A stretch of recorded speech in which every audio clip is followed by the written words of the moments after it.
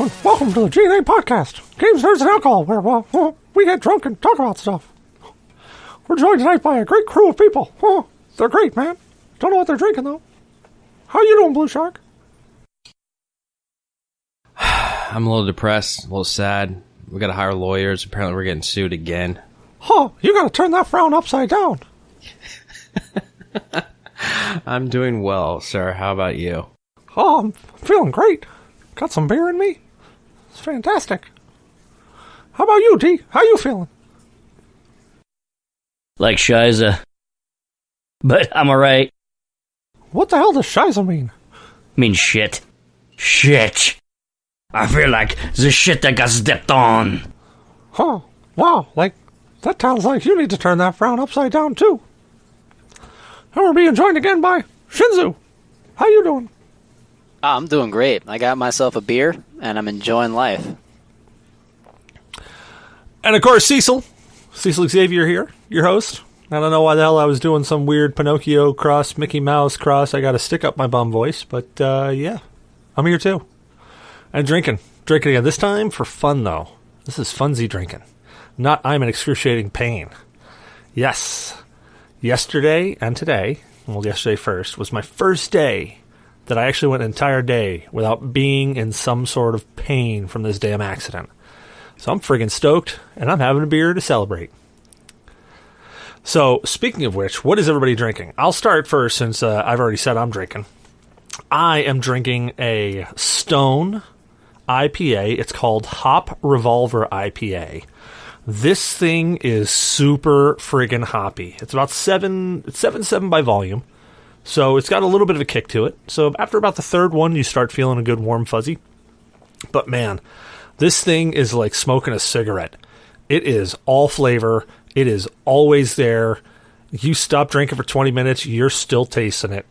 It's really good, really hoppy, full-on citrusy flavor though. So if you don't like that citrusy flavor out of an IPA, do not touch this because you are not going to enjoy it. However, if you are an IPA fan or hophead, this is the way to go down. It's how the hell? It's a rotating single hop series, and they talk about on the back that they're going to be doing different batches to experiment with.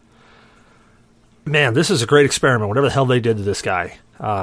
It's out of Richmond. It's a brewery out of Richmond, Virginia.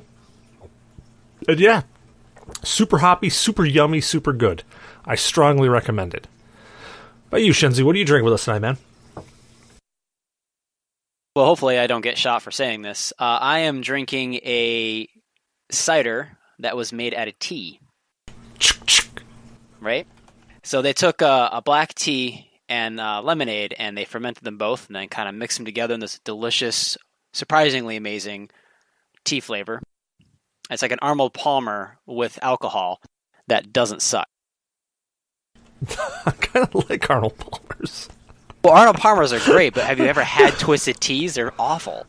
Oh, no, I haven't had those. I mean, yeah. But hey, everybody's entitled to their opinion. If you don't like Arnold Palmers, that's cool. No, that's I love tea. And Arnold Palmers are like one of my favorite things to drink during the summertime.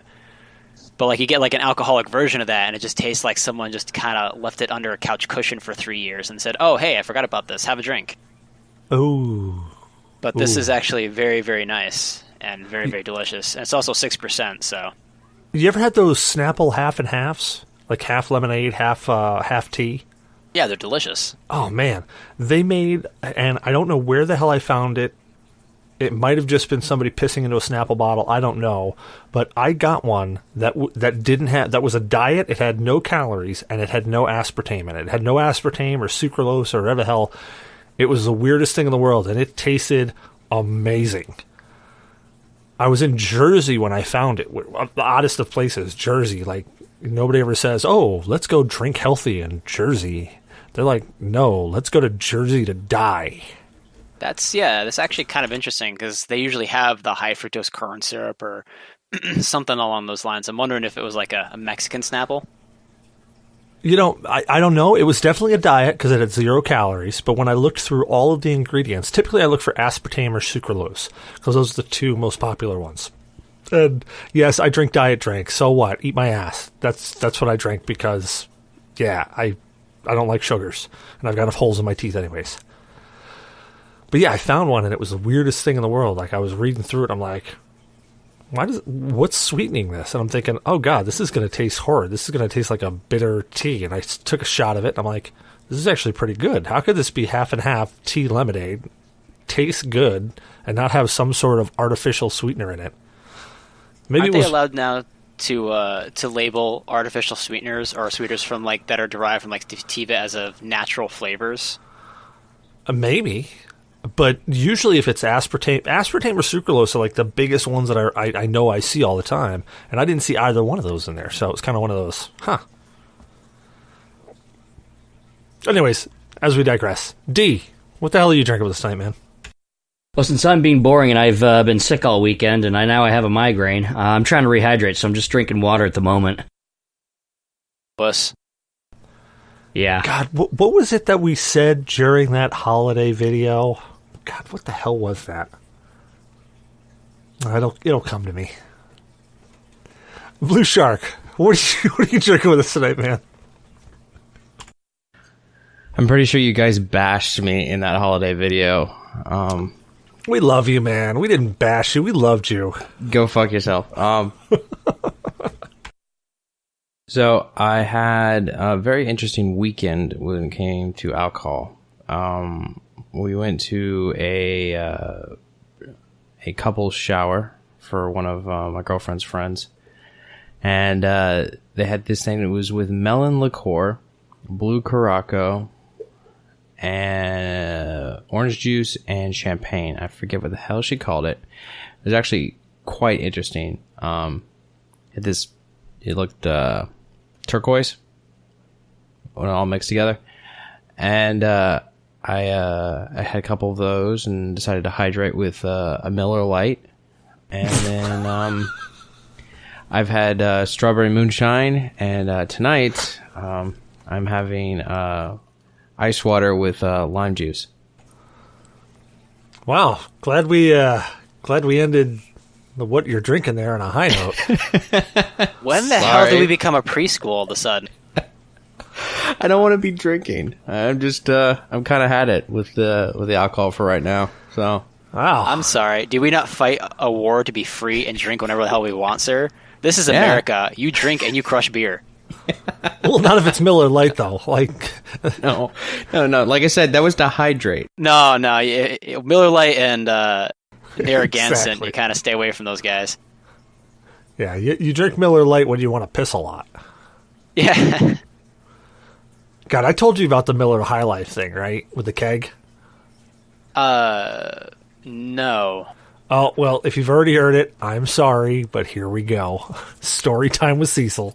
Wait, this wasn't at the 4th of July thing? No. Okay, well, what's her name vomited on herself after doing a keg stand? No. This was a friend of mine. She was moving out to Colorado, and she was having a party. They were all younger adults, and when I got there, she kept saying, "You got to show up. And I'm like, no, really, I'm older. It's not my scene. And she's like, no, you got to show up. I'm like, no, like I barely know anybody there. And she started listing off all these people that I'd know there. And I'm like, no, really. And she's like, we're going to have a keg. And I'm like, crap. All right, fine. The keg was a clincher. I'll show up. And I'm thinking to myself, all right, yeah, you know what? She's moving out to Colorado. She may stay out there forever. My assumption is she wasn't, but she may stay out there forever. So yeah, all right, I'll show up. So I show up, me and my friend Brando. We get there, and as soon as we walk in, it's typical, like, high school level drama everywhere. I'm already shaking my head going, God damn, I'm too old for this. Oh, side note, she also said that I'd see boobs when I got there, so that also was kind of a clincher for me to show up. So I get there, and I'm looking around going, oh, crap. Did you get to see boobs? I did, actually, yeah, I did, at the end. They were Blue Shark's boobs. Oh, no, actually, anyway. So, my friend Brando says, I'm gonna go hit the keg. I'm like, yeah, go do that. So he runs over there. He comes back with a Dixie cup full of what I thought was beer. He gives it to me. I say, oh, great, thank you. I definitely need this. And I start drinking it. As soon as I put it to my lips, it has the consistency of water. So I literally pour it. You guys see me drink water. You know, like I drink a glass of water and I'll just open my throat and pour it down. Well, I did that with this. So the beer was gone in about 2 seconds. And I handed him the cup back and I said, great, thanks for the glass of water. I was really thirsty. Could you go get my beer now? And he goes, that was the beer. I grabbed the cup back from him. Now I'm all pissed. So I walk over to this.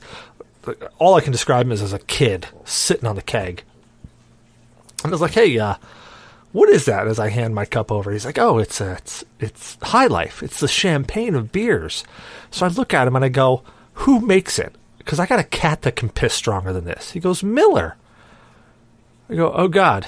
As I walk away, I realize I just turned into my dad. Because that's his exact words when he had American beer for the first time when he moved here. I got a cat that can piss stronger than this. So, continue on throughout the night. I've had about 30 of these cups, and I cannot catch a buzz. I am desperately trying now because there's so much drama going on around me. I seriously think that I'm going to implode. Finally, this little 90-pound girl, as I'm sitting there, we're playing some sort of card game, and I'm pounding back beers. And Brando, since I always get him beers, he owed me, so literally every time I empty my cup, he's up grabbing a new one. Literally to the point where he just started switching out his full cup to me and would run over and grab a new beer and drink and start drinking his. It was very funny. Well, anyways, this 90-pound girl, as we're playing cards, she's had like 4 beers, and she's falling down drunk. And I'm going, oh God, I've got to have stayed my obligatory time now. I've got to be able to leave now. And all of a sudden she goes, because I was complaining that I couldn't catch a buzz, she goes, well, I've got this bottle of Jack.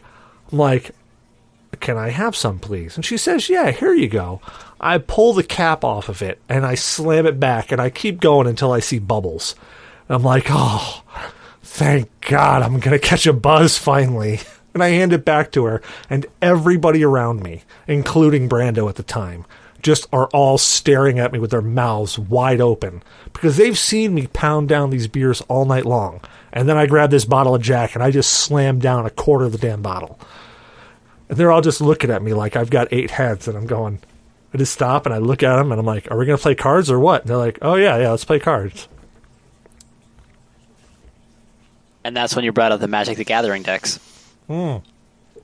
I didn't even bother. I don't even think they would have been coherent enough to figure out how to play. I tapped my island. Yeah, I'll tap so your I can island. tap your mother.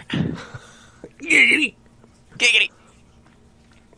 Alrighty, state of games. Next topic we always go into, state of games. So, Blue Shark, like always, I see you're playing something. What's your state of games there, boss? I'm currently playing Tom Clancy's Splinter Cell Blacklist. I'm on like the final mission.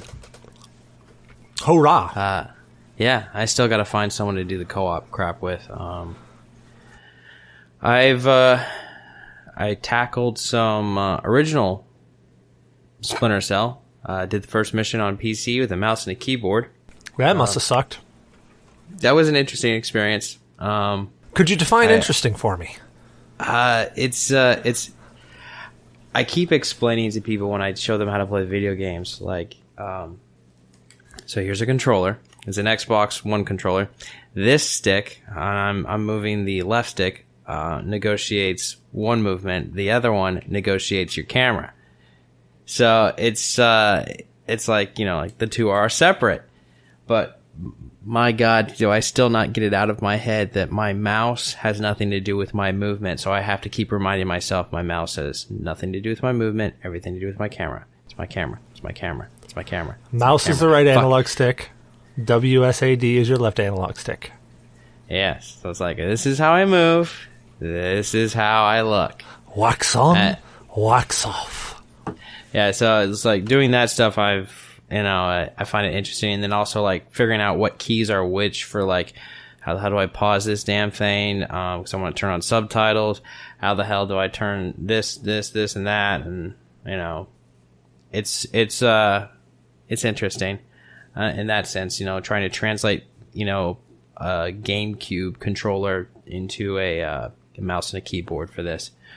I also played some Zelda: A Link Between Worlds, and I got kind of far. I made progress. Great game. I got all this progress, and then the mechanic says, "Oh, your car's ready, sir." And I close the thing, and I get in my car, and I get back to the apartment, and I realize it turned itself off, and it didn't save my progress. Shit. Wop, wop, wop, wop. So, besides that little faux pas, I've had a pretty good week of gaming. Very nice. Well, just for clarification, if I ever ask you to define interesting, there's only one response I'm ever looking for. Boobs or no boobs? All right. D, do you know what response I'm looking for? Boobs or no boobs? Shinzu, please, for the love of God, save this crew from the utter destruction that is not knowing the answer to this question. I wasn't listening. What's the question? If I ever... No, I'm joking. I wasn't listening.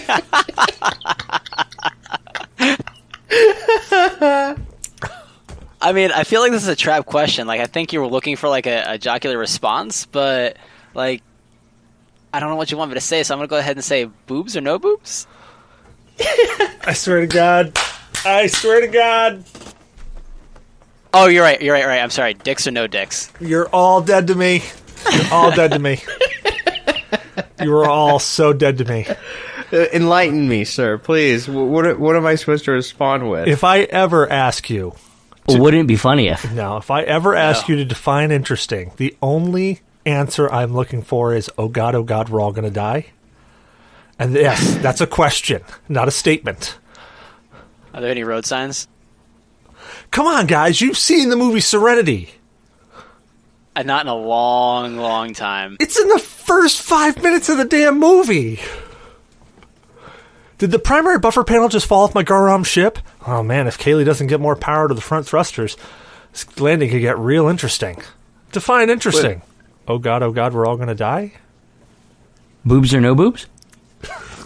Is this a Firefly movie? You've not seen Serenity? Nope. All right, well, I know we're watching on Rabbit next. Screw anime night. It's called We're Watching Serenity Night. It is a good show. Serenity is a very good show. I do wish they'd bring it back. Oh. Movie. Firefly's the show. Serenity's the movie. Same thing. Oh, completely different. Completely different. God, so much difference. Same actors. Are you a leaf on the wind? God, too soon, man. Way too friggin' soon. Oh, I've been impaled. Yeah, dude. Like, seriously, Blue Shark, we've got to watch that movie. You have to watch that movie. That is an absolute must-see. And then you'll understand why, oh God, we're all going to die is the only answer that could possibly come to that question. All right. I ain't going to say no to a good movie, assuming this is good. Oh, it's friggin' fantastic. It's excellent, man. You're not going to be disappointed. Did you like Firefly the show? Wait, you're assuming I've seen Firefly? Oh my God, dude! Can we like? He loses all kinds of nerd cred now. Well, it's good to see you, Blue. Guess we're just We've talked about this. So Cecil, is he automatically off the island now? Oh yeah, he's the weakest link. Oh, we've talked about this before. How I've not seen Firefly. My God! All right, we've got to watch Firefly. We're gonna Netflix wake up in the morning? I don't know how you go on with life. I mean, that's a travesty. I'm sure I'll say that after I've seen the entirety series that is Firefly. It's only like 12 episodes or like 9 episodes. It's not even that many. Yeah, and then I'll just get on the bandwagon of why the hell did we not continue this series like everyone else does, and we'll all move on from this train wreck of getting off the rails. No, because we'll be sitting there and I'll be like, hey, Blue, remember how we watched Firefly last week? Yeah, remember how for like your entire life before that you never watched it? Yeah. I'm pretty sure that's how our conversation's going to go. Anyway. Then you're going to ask us next month the same question. We're going to still say boobs or no boobs. Oh, God. I'm just going to do another Deckard Cain where all I do is talk about porn. Then he took his balls and ever so lightly lifted them up. He scrolled them up like a fishing line. Anyways, D, what's your state of games, guy? I've been playing a lot of Octopath Traveler. Just trying to go through kind of muscle through that game. All right, well, tell us about Octopath Traveler. Well, so far you can start off. You can choose which character you want to begin the game with, and I think it's like 8 characters or something. One of 8 characters you can choose, and then you follow their storyline. And what you want to do is you want to pick up the other characters, and you can kind of decide where you want to go and which area first, and travel there. So what you do is, once you get to, like, say, an area and you can talk to the character that you can add to your party, you can choose to start their quest, and then you can't switch characters. You can't get out of it until you finish the one little chunk that is their chapter or quest, and then you can switch out characters and everything else. But at the end, you're able to keep them in your party, and that's what you do. You slowly go through and collect all the characters and follow their storylines and what's going on in their lives and what they're trying to do. Hurrah. So they all have their individual, like, quests, their overall quests, and they all do tie in, but I haven't completed the game, but they all eventually tie in together. But I have got a little thief guy that's trying to collect so they can take off this embarrassing marking on him, or device, because he was a master thief, and they usually don't get fooled like that. So he has to collect these dragon stones for this one girl. This other girl has a quest to the main areas, basically take part of this sacred flame, and she's a priestess, and take it around to the other areas and make sure the flames are relit, which they do every like 20 years or whatever. So there's a whole bunch of stuff. That's for the Switch, right? For the Switch, yes, for the Nintendo Switch. It's a console exclusive. I gotta get a Switch, mostly for that Starlink that's coming out too. That looks really good. Let's see, Diablo 3 on the Switch, Octopath Traveler, you're going to have Let's Go Pikachu, Let's Go Eevee. A bunch of cool stuff. But I bet not a single one of them is going to stick a whetstone to their forehead. I guess you can use your forehead now to sharpen my kitchen knives? Yeah, I guess I could, couldn't I? Cool. What about you, Shinzu? What's your state of games, boss?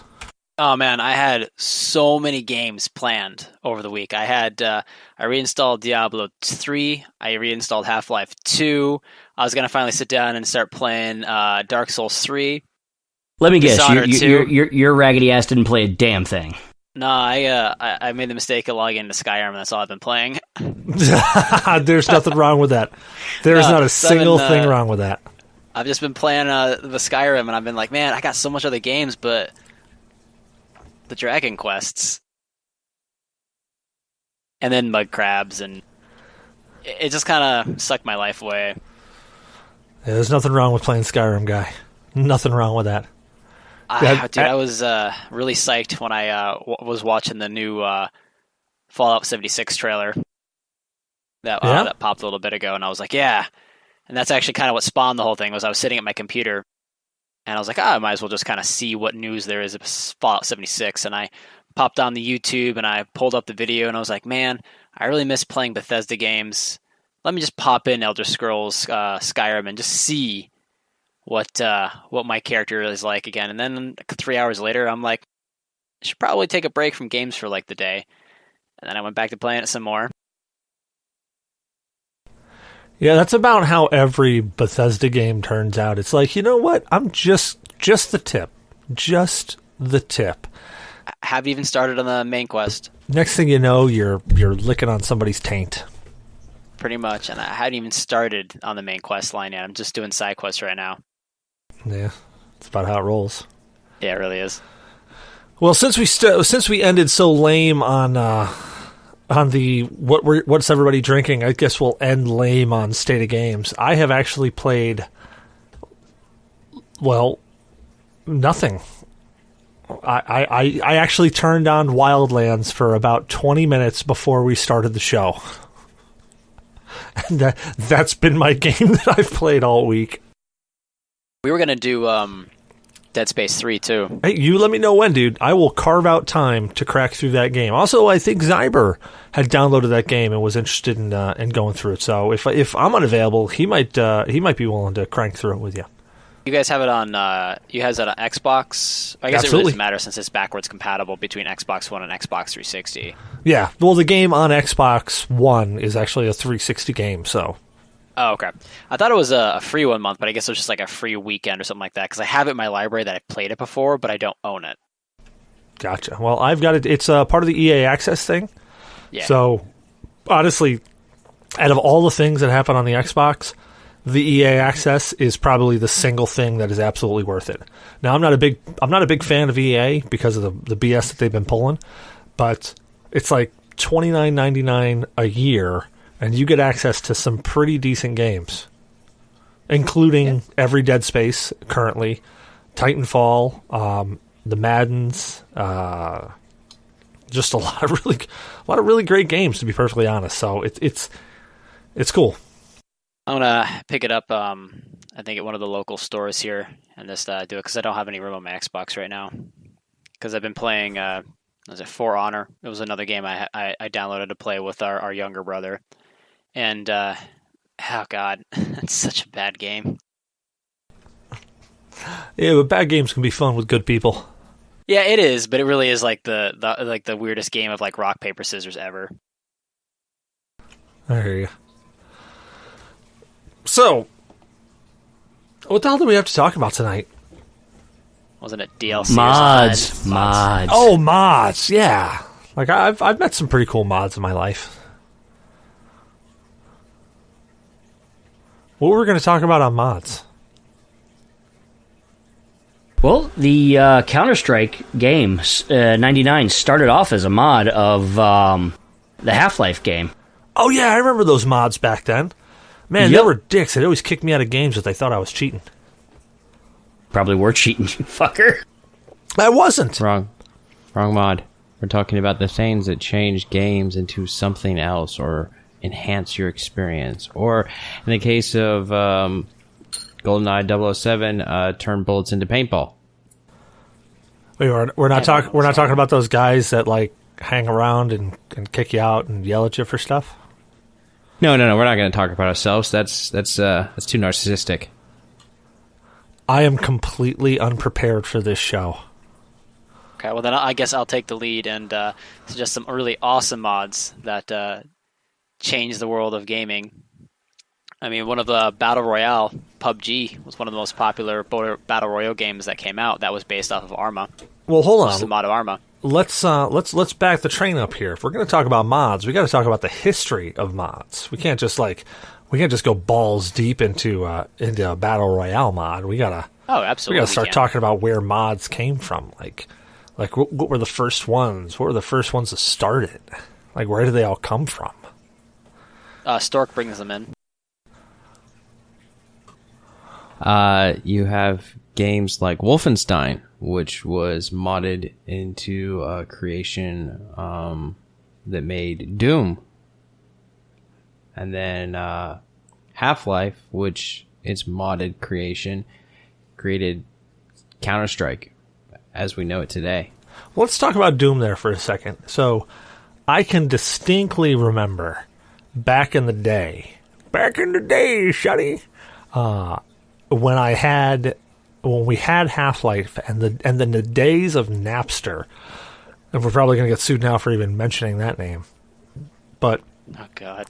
But in the days of Napster, where you could get a hold of like almost any MP3 in the world, you could actually mod your Doom game to link in MP3s and play them. And then you had other people who actually took all those different like songs, like Metallica and all that crap, and they made them via MIDI. So it was like a MIDI synthesizer of Metallica's One, and you'd be playing Doom with a really bad version of a MIDI synthesized Metallica's One. And I gotta say, there's nothing more gratifying than, you're blasting somebody's face through with a really bad synthesized Metallica in the background. What are some other old school mods? Like, Are we going before like Half-Life 2 mods, like Team Fortress, or? Yeah, I mean, let's talk about some of the more popular ones. Team Fortress is a extremely popular one. Was it Dota 2? Dota was a mod off of Warcraft 3, wasn't it? It was either Warcraft 3 or it was StarCraft, one of the two. Honestly, I don't remember. It was Warcraft. Warcraft. Yeah, it was the one with where you had the guy with the sword and the ice crap. Oh, that would be Warcraft 3. That one. Yeah, that was Arthas. Thank you. Crap, you remembered his name. Jesus, good job. Dude, I fucking love the Ice Crown Citadel on World of Warcraft.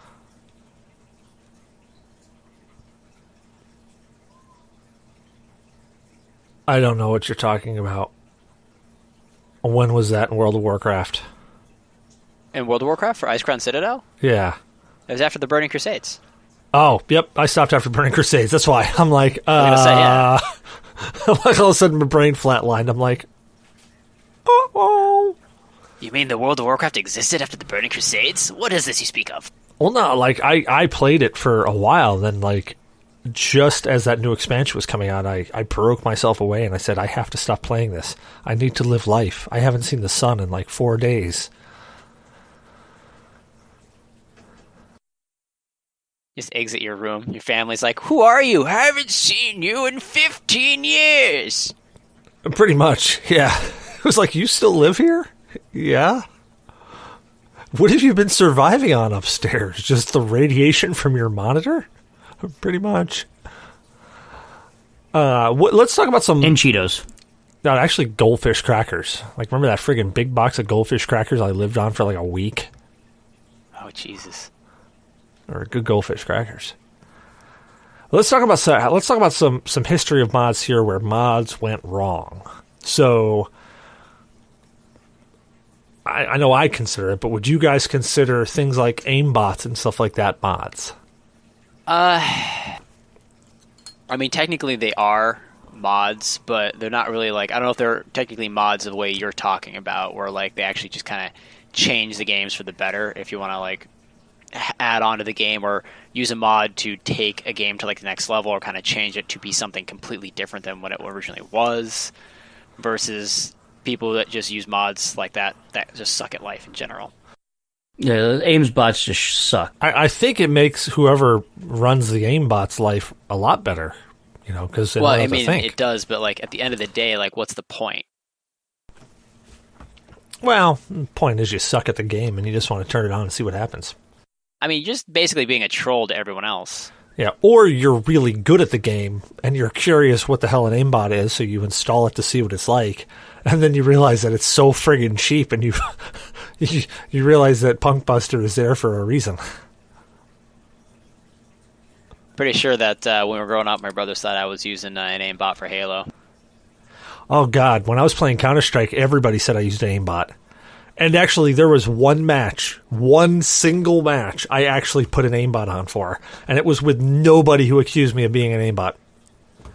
Like, I turned it on because I was like, you know what? I'm going to see what the hell this is all about. Because everybody keeps saying I'm using it. Let's try it. I turned it on. It like, how could you not be noticed using a damn aimbot? Oh, it's very obvious. Some people have, they have the aimbots on, like, you know, we have mic mute. We can just kind of turn it on, turn it off. A lot of people have the ability to just kind of click them off. So then they go 2 or 3 kills with using the aimbot, and they turn the mod off. Then they die, or they shoot, and their hit ratio goes down. So like when they look back at the game stats, it doesn't look like they're that impressive. Dude, I literally had it on for one match. It was on Dust. And I remember, all right, I'm going to give this a shot and see what the hell it's all about, because I'm pretty good. I can hold my own, but let's see what this is.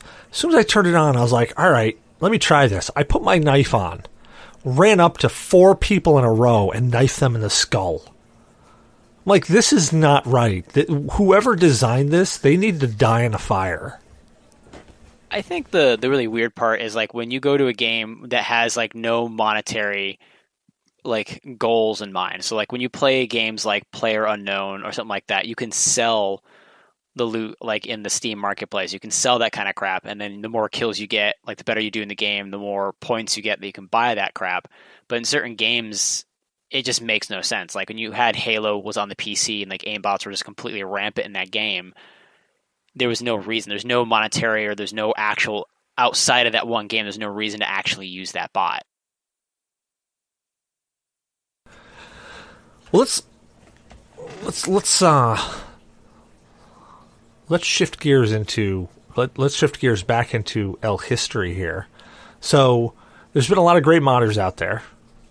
I can't name any off the top of my head, mostly because I'm way more inebriated than I thought I'd be by this point in the show.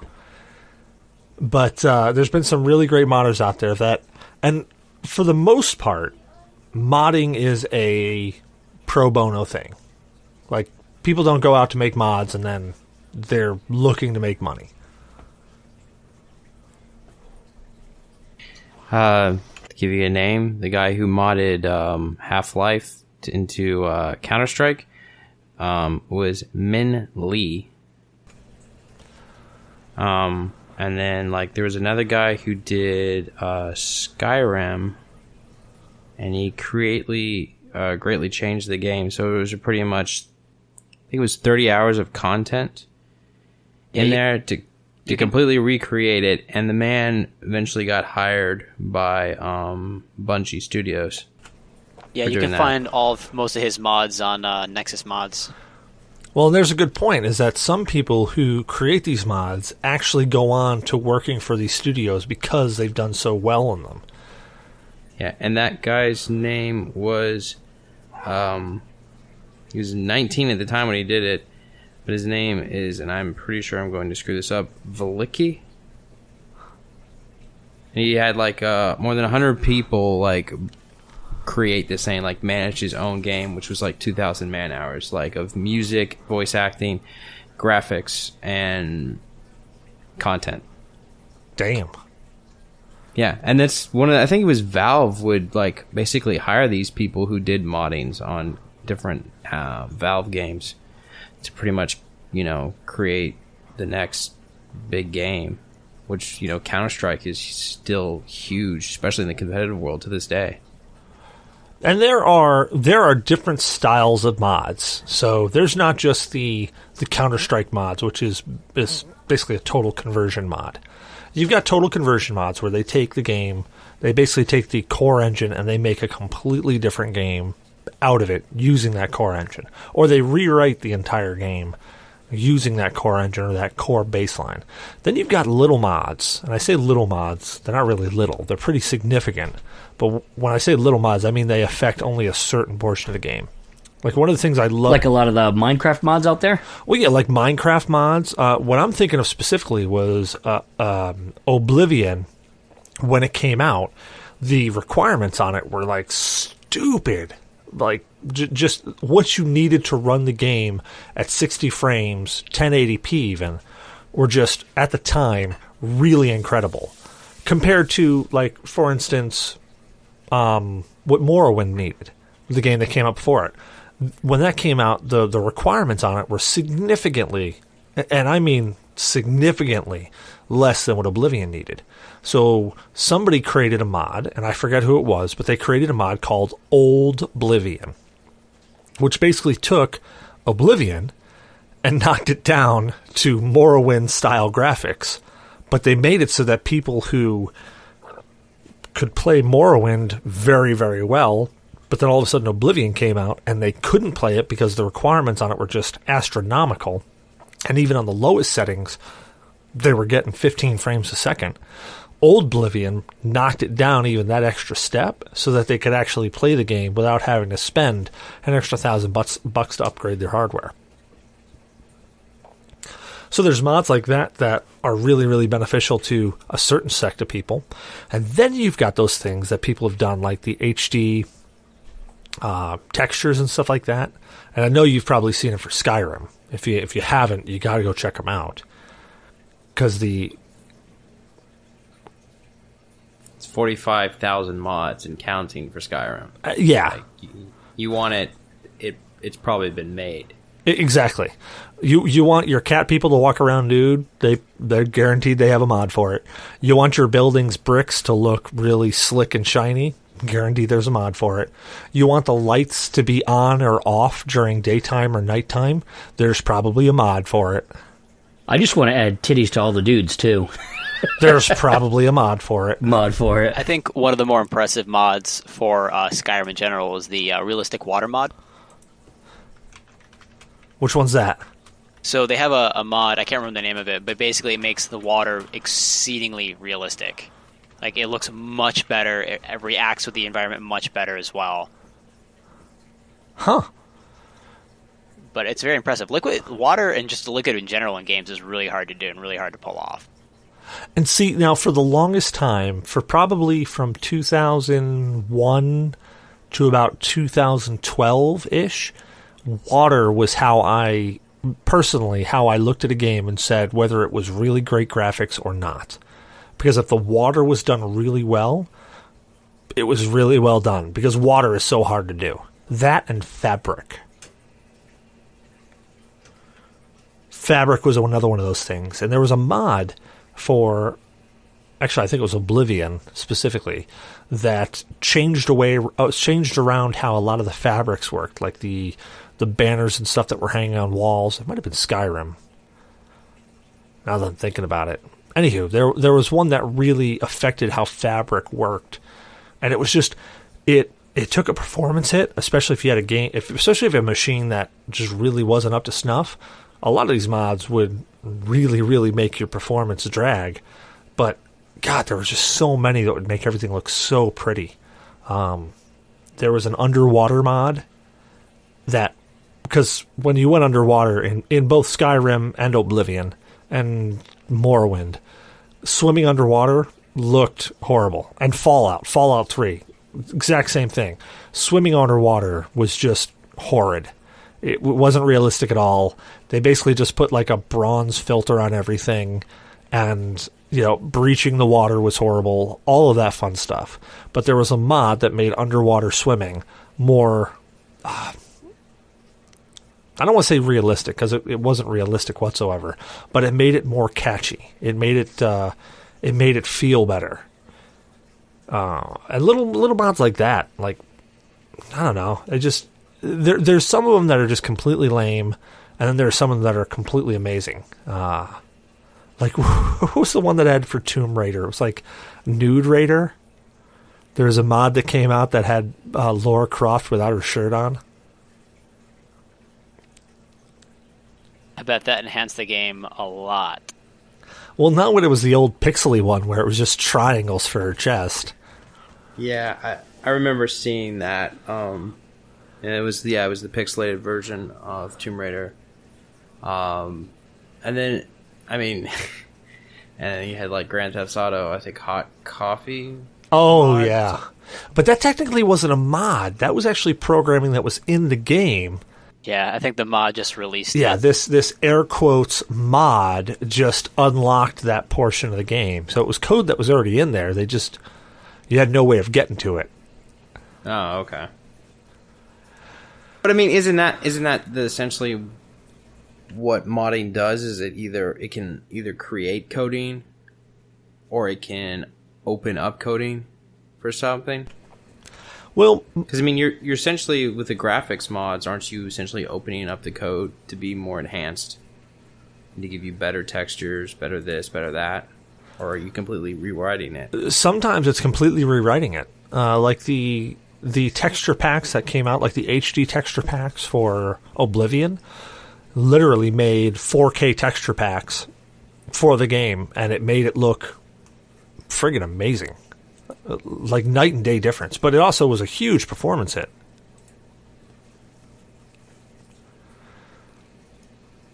And then there's other ones that actually wrote different code into the actual game where, certain events would trigger certain things to happen. So modding in general, I mean, you could have mods that affect very small parts of the game or mods that rewrite the entire game. But let's kick on to the next kind of question we had here, since I think we're beating a dead horse here. what were some of our favorite mods? Like, I think we've gone over some, and I think we've talked about some of them. But let's go around the room. Let's talk about some of our favorite mods that we've seen, or maybe favorite mods, not necessarily that we've used, but we've seen in action, or we've looked at and we've been like, oh man, that looks like a really cool mod. Let's just go around the room. Let's start off Blue. What's some of your favorite mods that you've seen out there? So my, as we all know, my PC gaming experience is very limited. So mods are something that have been relegated to what's available as far as unlockables go, such as GoldenEye's paintball mode, where you turn bullets into paintball instead. Jet Force Gemini, Rainbow Blood, that thing. Halo, with, like the different mods for difficulty, and then also like birthday party for the grunts, headshots, then it goes, yay! And then like confetti goes everywhere. I'd have to say that birthday mod, had to be one of my favorites playing in Halo. But as far as like what I've seen for like PC gaming, I'd have to say 1942, where they basically take Battlefield, 1942, and they take it all the way back to muskets and mast and sail ships. That's pretty cool. Like, you're throwing like cartoon style grenade bombs instead of regular grenades. You're using a musket. It's a single shot, and then you're climbing up on ships that mast and sail, like Civil War era and the era of the American Revolution. Those are really cool mods, and the amount of time that someone spends going in and making those little tweaks to give you that kind of a refreshed experience of still the same type of game, but taking it back a few 100 years as far as combat's concerned. It's definitely interesting. Okay, what about you, D? Favorite mods? There's a biomes of plenty for Minecraft, which added like an additional 80 biomes and sub-biomes, which was a lot of fun. So it made the world a lot more varied, so it was a lot more interesting. Yeah, the only thing I don't like, I hate to drag on anything, because Minecraft's a huge one when it comes to mods, but the thing I hate about Minecraft is that they've totally changed up the dynamic of that game, so now pretty much any biomes or anything you want to add to it is paid. Yeah, but that was still a really fun one. I liked it. All right. Any other ones you want to mention? No. I didn't do too many mods except for with like Minecraft. All right. What about you, Shinzu? Any mods? Yeah, like one of my favorite mods of all time was actually an incredibly basic mod, and it was for Doom 3. Everybody drink. The flashlight mod. Drink on what? You said basic. Oh, basic. So, it was everyone remembers Doom 3, right? You had your gun out or you had your flashlight. It was one or the other. Yep. And then there must have been a roll on duct tape on Mars, where you installed that and allowed you to actually have your flashlight attached to your gun as well. One of my favorite mods, because it made that game so much easier and of much less pain in the butt. But then, if you remember, when we were kids, Ultima Online. Oh yeah, yeah. Used to play me some Ultima Online back in the day, and discovered a gateway that allowed you to play various worlds with unending versions of the worlds, storylines, new quest lines, new spells, new skills. It was just basically playing a new game or a new version of that game every single time that you discovered one, and it just kept the game fresh.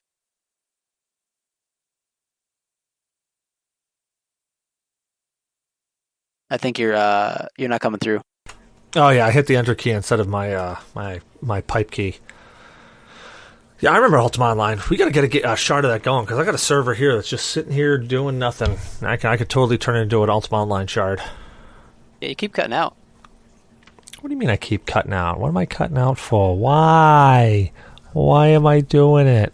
I'd be down to play, because remember we used to play on that one server. It was called ABCUO.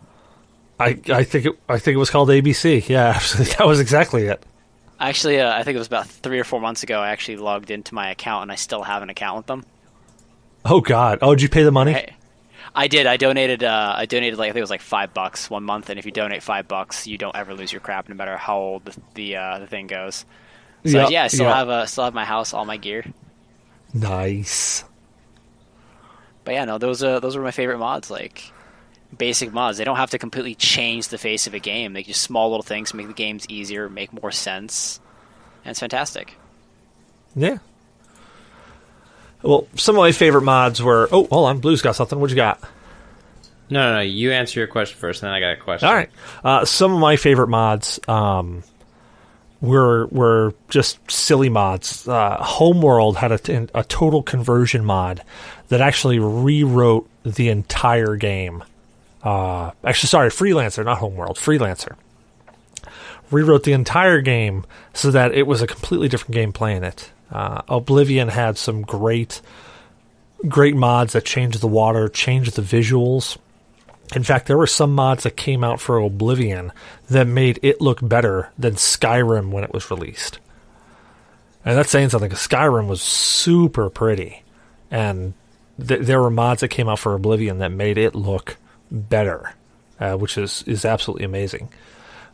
The old school mods where you would take... actually, here's one that was released with the 7th guest, and it was a little hidden Easter egg on the actual disc itself. In the old Doom game, what it used to load the game were things called WAD files, WAD files, and they were actually the world files. They stood for world something something or something like that. Where's all my data? Thank you. So Doom had all these WAD files with it. So if you ever played the game 7th Guest, you know that you're running around this mansion called Stoff's Mansion, and it was full of puzzles and all these different things that you had to do. And the 11th Guest was an amazing game that came after it, because you went into the Stoff Mansion after it's been basically dilapidated and destroyed. Trilobite did an amazing job of taking Stoff's Mansion and making it look like a destroyed house afterwards. It was just... It hit so many nostalgia hits from the first game. But anyways, I digress. But anyways, on the 7th Guest disc, if you searched, you found these WAD files. And they really have no information there except for a README that tells you how to load them into a game. And I don't even think they mentioned Doom in the README. You just have to know that these WAD files go to Doom. Well, if you load them into Doom, it actually lets you play an entire level, whether it be multiplayer or not, in the Stoff Mansion. So these guys who created this game actually created the Stoff Mansion inside of the Doom engine. And it was I consider that a mod. That is fucking amazing. I have never heard of that. Why? Dude, it was... I'll see if I can track it down. You can probably download it, to be perfectly honest, for free somewhere. Man, I want to load up one of those DOS emulators and play that shit now. Dude, it was one of those, like, okay, I'm a huge fan of the 7th Guest game, as well as the 11th Hour. Yeah, you're the one that introduced me into it and let me borrow them and play them. Yeah, because they're amazing games. They're stupid puzzle games that get your brain going, and they're really difficult at times, but all of them have a very logical solution. Except for one. And they also had that creepy vibe, that haunted creepy vibe, which I loved. You play it at night, huddled there. Oh yeah, and that's where actually I got the are you coming or just breathing hard? Because in the art gallery in the game, you had to sit there and work on this. You know those, God, what the hell is the best way to describe it? It's those puzzles where you've got to swap around the squares to make a full picture. Like a Rubik's Cube. No, not like a Rubik's Cube. It was like those old hand puzzles where you would move the things around. Oh, like the Picross puzzles. Yeah, kind of like those. Well, there was one in the art gallery, and every time that you made a move that really didn't get you anywhere, you'd hear Stoff taunt you. In fact, he taunted you on every puzzle, not just that one. But in that one specifically, he would sit there and go, "Are you coming oh, just breathing hot. I was like, really, dude? Come on. But anywho, so like the stuff, man, the whole game was really, really cool. But yeah, so when I was going through, because I was trying to get, there was a song on there on the disc itself that I was trying to pull off, and I couldn't. But when I was trying to get to it in the data files, I found those WAD files on there. But that honestly would have to be like my favorite mods. What about, how do you guys feel about physical mods of hardware to kind of like add new life to older hardware? Can you give an example? Like original Game Boy, it's like next to impossible to see the damn screen. You add a backlight, and you can play your original Game Boy at night. It makes it a lot more playable. I think mods like that, maybe 20 years ago would be handy. Nowadays, I think it's just a fun thing to do. I think, well, you know what, though? When it comes to physical mods, though, I can agree with that, because my old Xbox, which I think you still have, D, maybe you don't. I do. Yes. I do still. So I modded the hell out of that, specifically so I could use a remote to turn it on and off. Because that was one thing that those Xboxes never had, was a way to turn it on and off remotely. You had to walk up to it and physically press a button. However, if you had the Xbox remote, and you bought this little mod that actually took very little soldering to do anything with, but then it allowed you to press the select button on the remote for the Xbox, and it would turn it on. And then you would turn it off like you normally would via Xbox. You didn't know that Xbox could do that, right? Yeah, you explained all the mods to me when you gave it to me. Oh, good. I'm just making sure I didn't leave that one out. I'm trying to think of other physical mods that would work on a... actually, you know what? I'm staring at one right now, my PS4. So my PS4 has got a physical mod on it that is a data storage mod. So I can take a full-size hard drive, which I have a 2 terabyte hybrid drive in it, and I can actually plug that in and make it work when normally you just have a small, laptop drive in it. See? What are some other physical mods that we can come up with? Well, I mean, a lot of people sometimes added some neat little things to the systems, like some RGB lighting to the systems, just because. Yeah, okay. What about that, the mod for the Switch with the cardboard? What, a Nintendo Labo? Yeah. I mean, that's actually kind of a huge thing right now.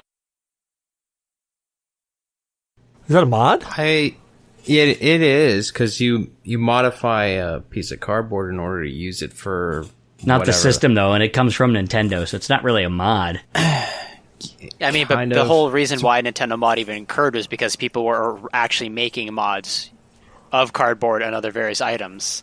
And they saw, hey, there's a market for this. Huh. Well. Yeah, it's essentially a peripheral device that you're creating for the console.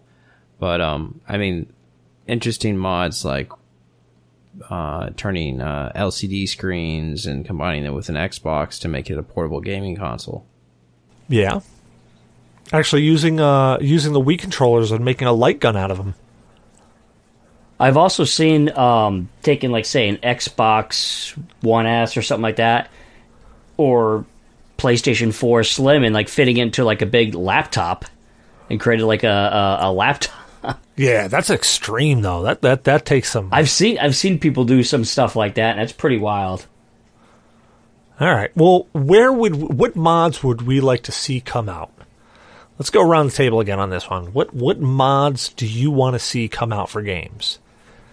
Like, think of a game that you love dearly, maybe you hate, and you think it might do better with a mod. What would be something that you'd want to see in a game? So, Shinzu, let's start with you since we ended with you last time. What do you want to see? What kind of mods would you want to see? Oh, man. I honestly would like to see a mod for Skyrim, but in remember Berserk, the anime and game? Yeah. I kind of want them to do a mod for that for Skyrim. They don't have it yet, but I was kind of hoping that maybe someone would do that. Still crossing fingers that someone's actually creating that. definitely some more mods for like player unknown that would actually kind of just optimize it a bit more. And it's really hard to say because I haven't really been playing too many games lately. All right, what about you, Blue? So, this is completely undoable, but I don't care. So, someone take The Legend of Zelda Ocarina of Time for N64. This always bugged the shit out of me. So, after you destroyed the castle's, evil exterior, you took down Ganon, you saved the fucking world, and then you went back to being young, or you went back to being older, no one knew the fuck about what you did. I want to be able to walk around, have new conversations with everybody that thanks me for saving their asses, and then 2, add in something else where some evil wizard or something tries to bring back like the evil villains from like the different what do you call them, temples, and add a new, different, challenging twist to them, including the fucking water temple, to play that game again for a little bit longer. Because I always would beat that game and I go, yeah, but I'm not going to get any thanks for this. It's kind of like the hero walks in and the hero just kind of walks out. But I think the point of it is that like you finish the game, you beat the game, you end the game, and like you basically prevent it from happening, so nothing technically happens. Yes and no, but I mean, like, you still have like, I guess to me is like having like a complete finished story. You don't get that from the character dialogues. Like when you go back in the world to do the little extra tasks and little extra things, finish off your collection of this and that, you don't get that from the dialogue. You get it from the dialogue that there's still evil in the world. Like you get like the guy who works at the ranch who's still plotting to do something evil and take over. And I mean, like, it doesn't really change the world in stopping evil. I don't know. That actually reminds me of a great mod that we didn't mention. The mod that they did for, I think it's Zelda: A Link to the Past, where they've actually randomized the entirety of it, but the mod randomizes it, but doesn't randomize it to the point where it can break. So all the things that you have to do in the game are all still there. So when you go get something, like you need to get a glove or whatever it may be, you get it, and it doesn't break it to the point of the castle that you have to go to get something is locked, so you can't get to it, so that you can't progress in the game.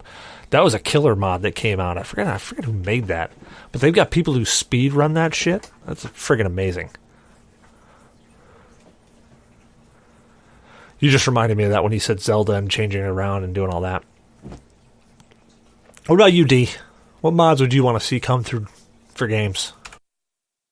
Although I don't play too many mods on games, there's one thing I think would be kind of neat, and that it would be for No Man's Sky. I want somebody to mod and just add in lightsabers so I could just beat the shit out of stuff with lightsabers while playing. I'm surprised somebody hasn't done that already. Just run up to those, you accidentally shoot some animal, they're all up your butt, or the little drones to protect the environment. I just want to whack them with a lightsaber. Be like, no, I'm a Sith, motherfucker. Well, my thought process on that was actually for No Man's Sky, but you guys remember the game Spore? Love that game. I still have it. I also have it on the DS. I would want to see them somehow mod the creatures from Spore into No Man's Sky. Because there were so many like cool planets that you just created out of Spore, and it just by the time you get to the end of Spore and you're traveling to other planets and it becomes really a 3X game, it seems like all that work that you did to kind of create that planet and make that all happen, it just seems like it kind of went by the wayside. I'd love to see that somehow burnt into No Man's Sky. You're roaming around and you see 50 million Trogdors running around and you're like, what the hell is this? And I'm going to go and hit him with my lightsaber. Hell yeah. You are. Here you are. Well, it looks like we have no questions from the audience or from Zyber, it seems. So let me double check though, make sure, because you know what, I didn't do my due diligence and check before I came in here. Nope, we are completely question free. Let me run over to TPCs and see if I can steal any other questions. Think any questions? Nah, crap. They're on episode 233 and they don't have any questions. I think they're also onto us. I think they might be. I think they might be like hiding their questions now. They got another folder, not questions. Maybe. And you know what? They do. And I haven't been looking through that. Maybe I should start looking through that from now on. Damn it, TPC, you're onto us. Gah. Well, on that note, Blue, where can people find you at, man? You can find me when you're not chatting on our G.N.A. Discord or any of the other Discords like TPC's Discord, Bullets and Beers Discord.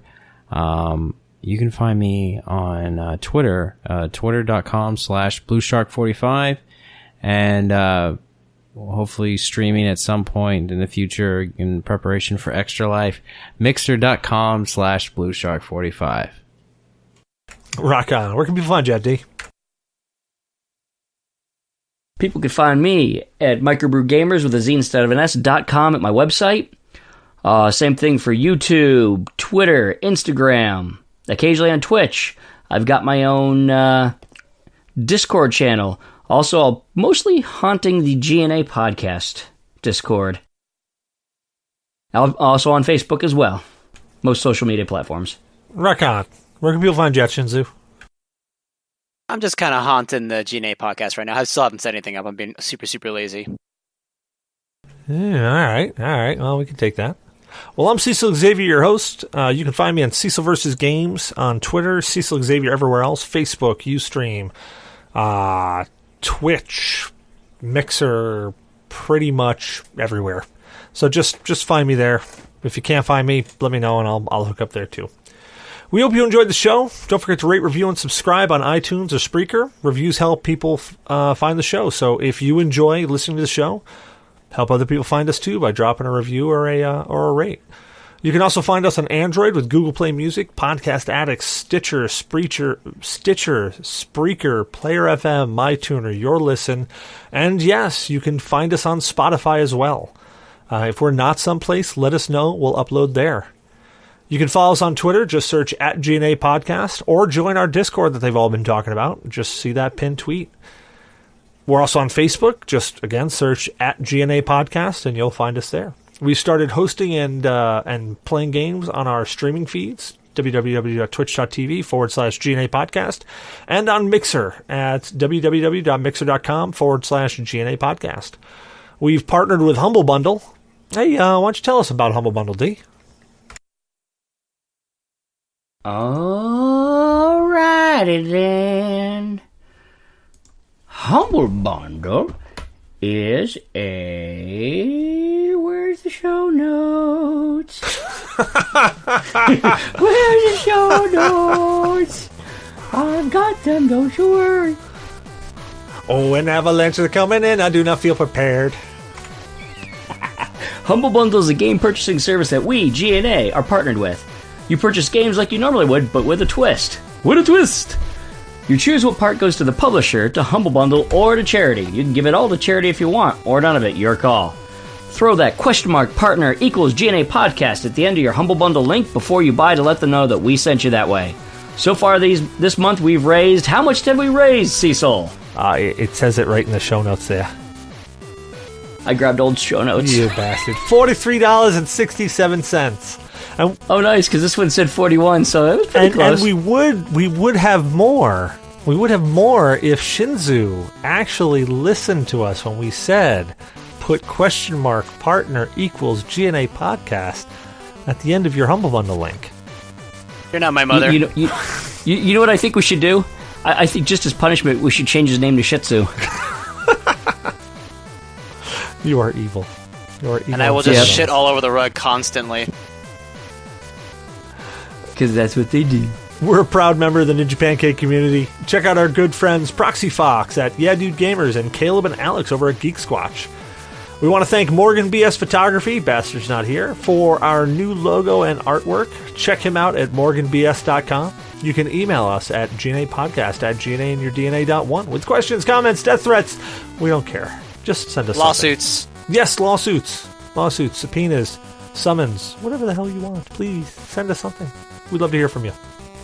Last but not least, check out our website, www.GNApodcast.com. And you know what? I miss having Damok here where he would just scream that into the mic. Would you like us to? We can all scream at you if you'd like. No, it's not. It's not the same. Not the same. Not the same. We got to get him back on. Yeah, we got to get Damok. But actually, you could also, if you check out Microbrew Gamer's website, I've got links in there. Say if I review stuff, the links will either go to Amazon, I'm an Amazon affiliate, or GameStop, a GameStop affiliate for some things. So if you guys do that, I earn a little commission. It doesn't raise the price at all. And that helps us to create more content. There you go. So check out microbrewgamers.com. Well, thank you all for joining me tonight. And have a great night. It was awesome to be here. You too. You guys have a good one. Prost. Night all. Night.